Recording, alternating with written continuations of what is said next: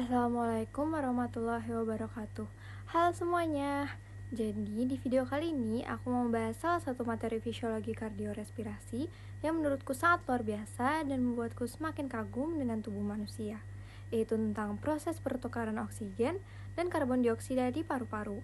Nah, kalau dipikir-pikir, bernapas itu adalah hal yang paling sering kita lakukan setiap hari, bahkan tanpa sadar. Dalam satu hari, manusia itu bisa bernapas lebih dari 20.000 kali. Tapi, kebanyakan dari kita jarang benar-benar memikirkan bagaimana proses itu bisa terjadi.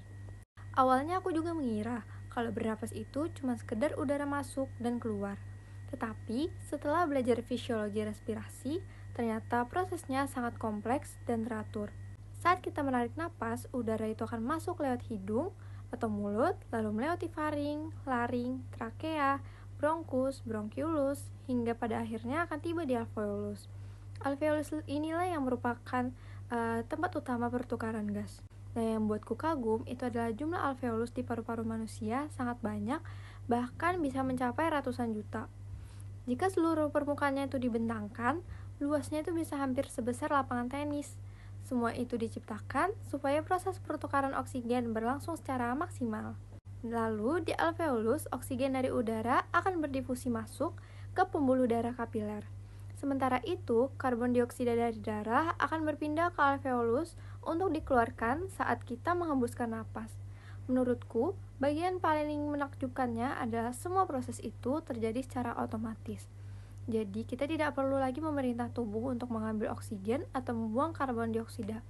Semua itu sudah diatur sangat sempurna oleh tubuh, lalu darah yang sudah kaya oksigen akan dipompa oleh jantung ke seluruh tubuh. Oksigen itulah yang nantinya dipakai oleh sel-sel tubuh untuk menghasilkan energi.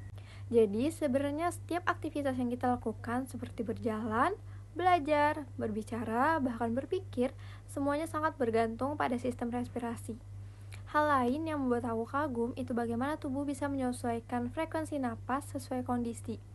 Saat kita berolahraga, tubuh membutuhkan lebih banyak oksigen, sehingga pusat pernapasan di otak itu akan meningkatkan frekuensi dan kedalaman napas.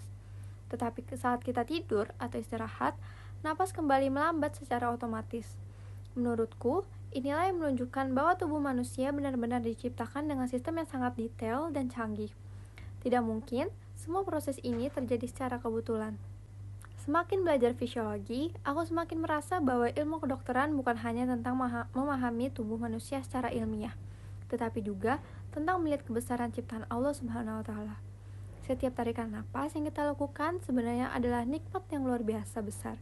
Hanya saja, sering tidak kita sadari.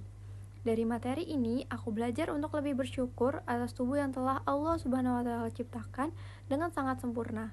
Belajar fisiologi membuatku bukan hanya memahami ilmu, tetapi juga menambah rasa kagum dan rasa syukur kepada Allah yang Maha Kuasa.